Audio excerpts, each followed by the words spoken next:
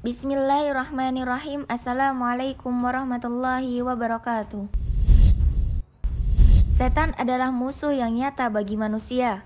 Bahkan setan dan iblis sudah bersumpah akan terus menyesatkan manusia hingga akhir zaman. Dari segala arah, setan akan terus menggoda manusia. Dan hanya penjagaan Allah lah yang bisa menyelamatkan kita dari godaan setan dan bala tentaranya. Tahukah kamu?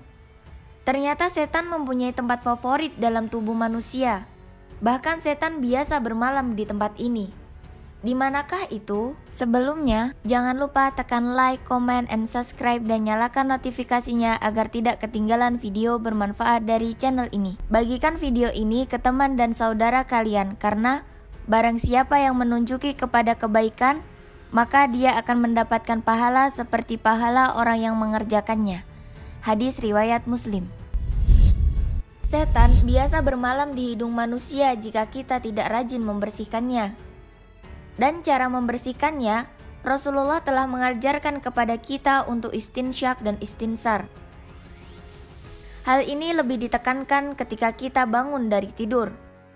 Sebagaimana sabda beliau, "Jika salah seorang di antara kalian bangun dari tidurnya, maka hendaklah berwudu lalu beristinsar sebanyak 3 kali karena setan bermalam di batang hidungnya."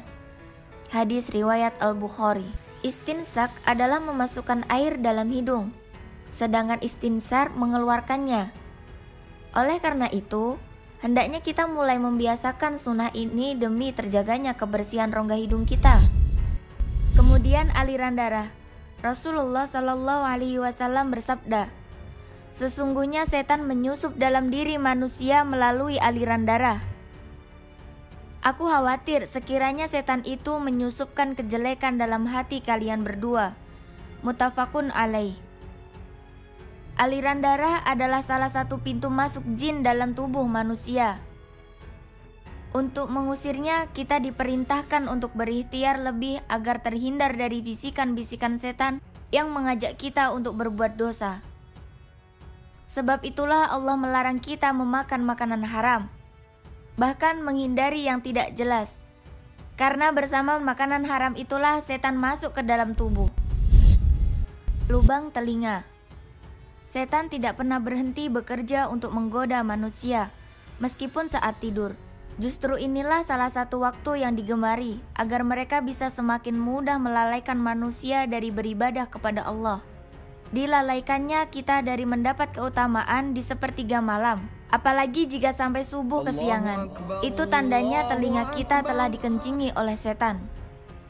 Dari Ibnu Mas'ud, ia pernah berkata, di hadapan Nabi Shallallahu Alaihi Wasallam disebutkan tentang seorang laki-laki yang tidur semalaman sampai datang pagi.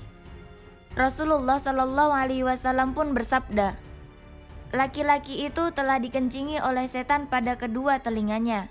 Muttafaqun alaih. Kemudian yang menjadi tempat favorit setan adalah lubang mulut.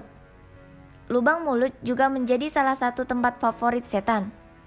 Maka dari itu, kita dianjurkan menutup mulut ketika menguap.